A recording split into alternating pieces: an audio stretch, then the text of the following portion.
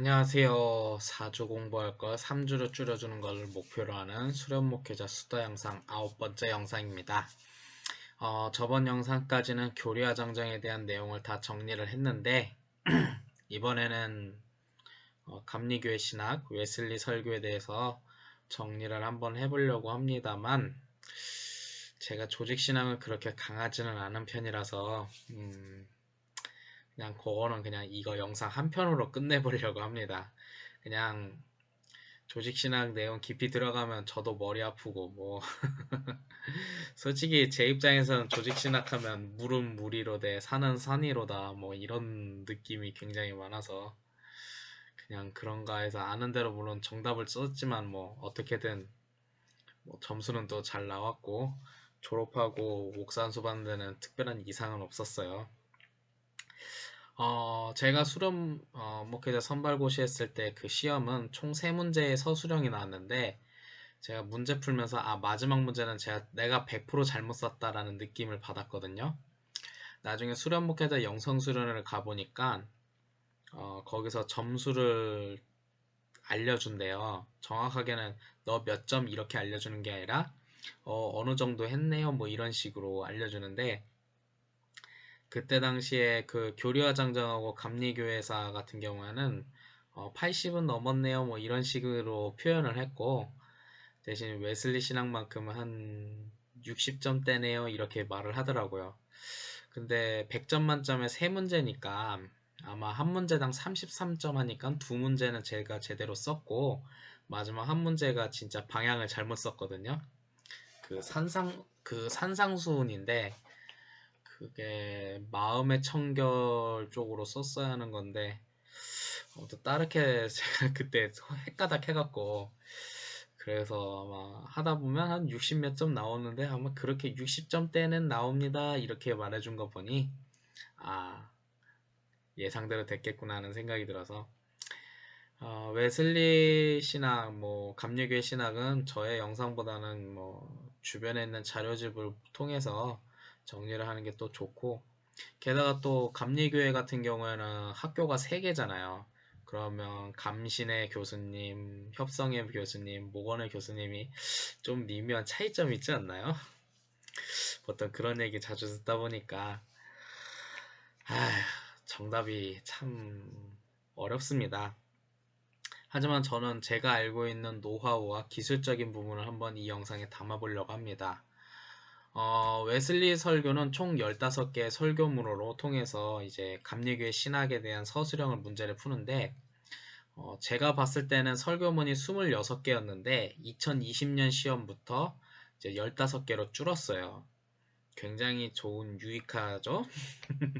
줄었잖아요. 줄면 다 좋지 뭐. 외울 게 그만큼 줄어드니까. 웨슬리 신학 같은 경우에는 문제집이 우선 문제를 내는 사람들이 감신대, 목원대, 협성대에 있는 각 한 명의 조직신학 교수님들이 문제를 출제해요. 감신대 한 명, 목원대 한 명, 협성대 한 명.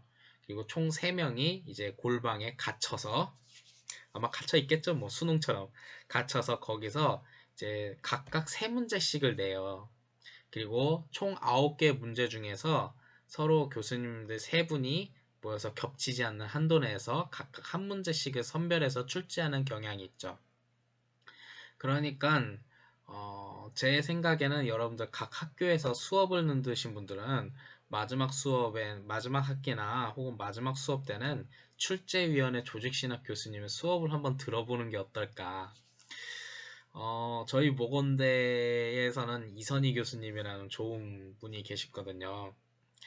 물론 제 입장에선 너무 범접할 수 없는 넘사벽 멀리 계신 분이다 보니 수업 듣는 게 참 그런 느낌 있잖아. 듣다 보면 물은 물이로 돼 산은 산이로다. 아니, 물론 제가 부족해서 그러기는 한데 저거 웬만하면 여러분들은 이제 마지막 학기 때 5학기도 좋고 6학기도 좋고 MDB 입장에서 하면 5학기나 6학기 혹은 THM이면 3학기나 4학기쯤에 그 출제위원 교수님이 다 보일 거예요. 감신대나 모건 협성대도 다 있을 거라고 생각합니다. 거기에 있는 조직신학 교수님 수업을 한번 들으면서 이수를 하는 건 어떨까? 제가 한번 권위, 권면 하라는 필수적인 걸 하면 어떨까라는 여러분들에게 조언 한번 합니다. 근데 조직 신학 아니 감리교회 신학 같은 경우에는 2021년도에서는 서술형이 세 문제가 다 나왔지만 딱 한 번 2020년도에는 마지막 한 문제를 같은 경우에는 설교 제목에 해당하는 성경 구절을 보기에 맞게 고르시오라고 한 문제가 한 번 나온 적이 있었어요. 제가 말하는 성경 구절 쓰기 문제라는 것이 바로 이 내용인데 딱 한 번 이렇게 나오다가 그 다음에도 나오지 않을까 했는데 그 다음엔 다 서술형으로 나왔어요. 이번에는 어떻게 될는지 모르겠지만 아마 문제를 서술형으로 하다 보니 한번 여러분들 생각해 보세요. 화요일 날에 감리교회 신학 시험이 끝나봤자 한 3시쯤 되는데 3시 좀 되기 전에 그 채점하시는 분들이 화요일날 오후 3시에 그 문제를 받고 그것을 400명 이상이 되는 그 인원들을 400페이지나 되는 그 장을 빠르게 채점을 해서 이제 수요일날 그 다음날 웬만하면 4시 전후로 해서 보고를 올려야 되는 구조예요. 그러다 보니 아마 서술형 문제에 대해서 채점하시는 분들이 좀 부담을 느끼지 않았을까, 저는 그런 생각을 좀 해봐서 아마 이 문제도 좀 새롭게 바꿔보려고 했는데 이 성경 구절 쓰는 문제가 한 번 나오다 보니 이거는 확실하게 채점이 빠르게 되잖아요. 근데 이게 한 번 나오고 그 다음 해에는 안 나왔어요.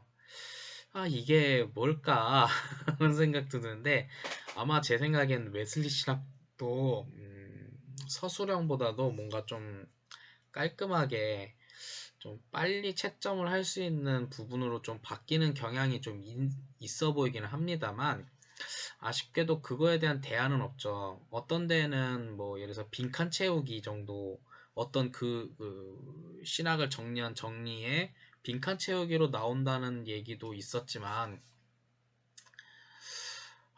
이번에도 뭐 그걸 만약 한다고 하면 뭐 예를 들어서 모건대에 있는 자료를 중심으로 할 건지 감신대 자료를 중심으로 할 건지 협상대 자료를 중심으로 할 건지 이것 때문에 싸울 것 같아서 제가 보기엔 그냥 서술형으로 나오지 않을까 생각은 듭니다.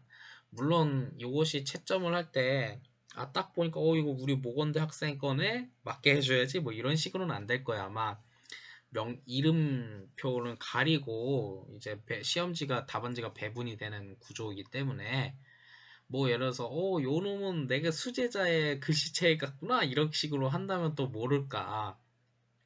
뭐 아니면 문제에다가 뭐 기호를 써서 하면다는가.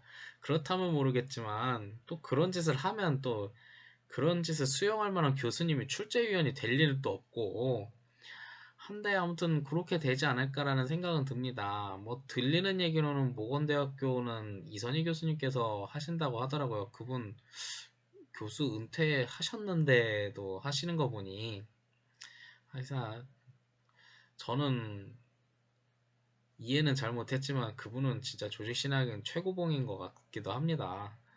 물론 뭐 졸업한 학교 그런 거 좀 어드밴테이지로 말하는 것도 좀 있기는 한데 좀 그래서인지 은퇴하셨다고 들었는데 출제위원을 또 하신다는 얘기를 들은 거예요. 제가 직접 뭐 확실하게 말하는 건 아니고. 그래서 그러기는 한데 아무튼 한 번 성경 본문 쓰기 문제가 출제됐지만 그 다음에 바로 안 나왔다는 건 이 문제가 더는 나오기는 힘들지 않을까 저는 추측은 해봅니다. 그리고 여러분들에게 만약에 그 웨슬리 신학 감리교 신학 이제 시험지가 이제 답안지가 나올 거예요. A4 용지 크기로 나오는데 웬만하면 답안지는 한 장으로 마무리 짓는 것을 추천드려요.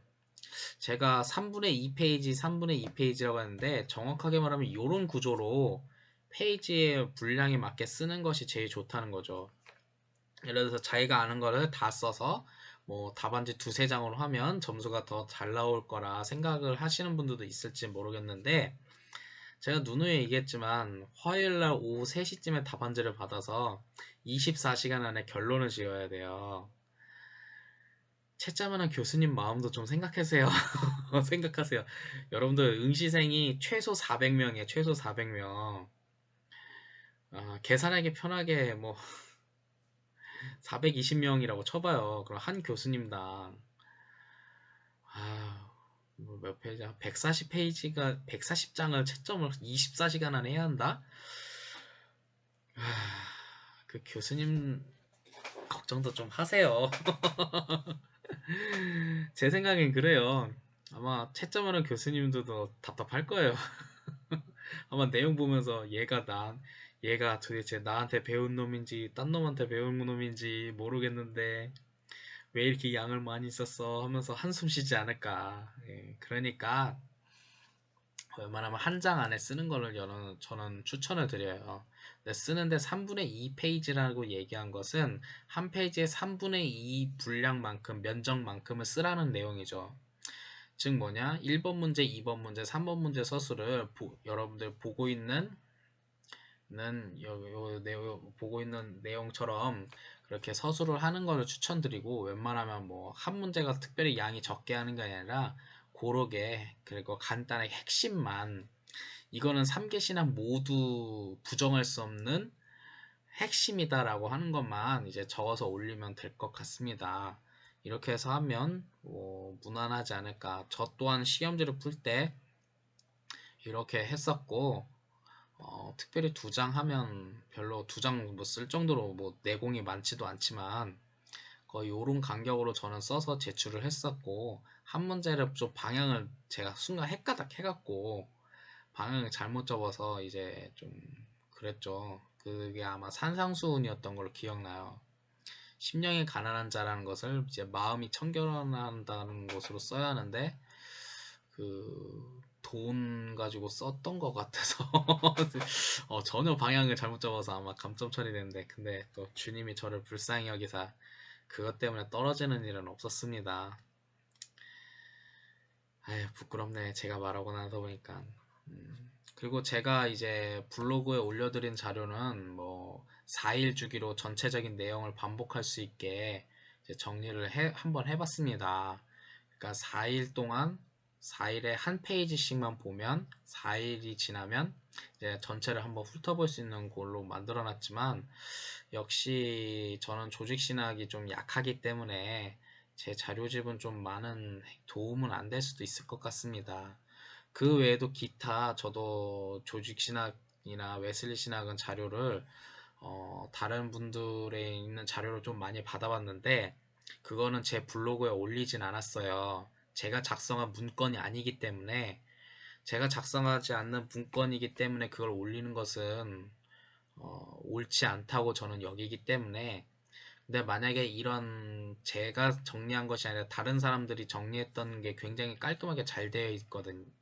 어쩌면 더 공부하는 데 더 유익할 수도 있겠다는 생각이 들어요.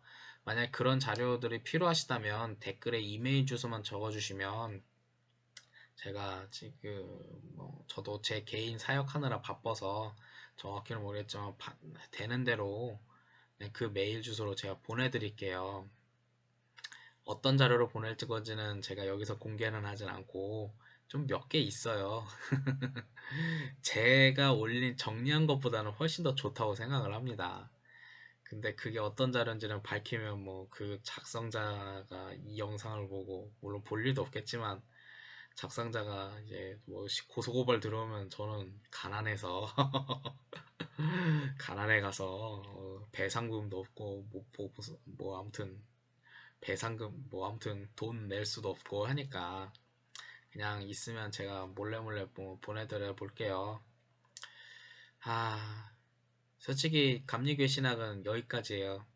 좀 실망하신 분들도 있을지 모르겠는데 다른 거는 뭐 두세 피켓씩 네다섯 개씩 영상을 나눠서 설명을 하는데 왜 이건 그러냐 하면 어쩌겠습니까. 잘하는 게 있으면 못하는 것도 있고, 그리고 제가 나름대로 할 수 있는 기술적인 부분들이나 경향이나 그런 거는 좀 이 영상에 한번 담겨봅니다.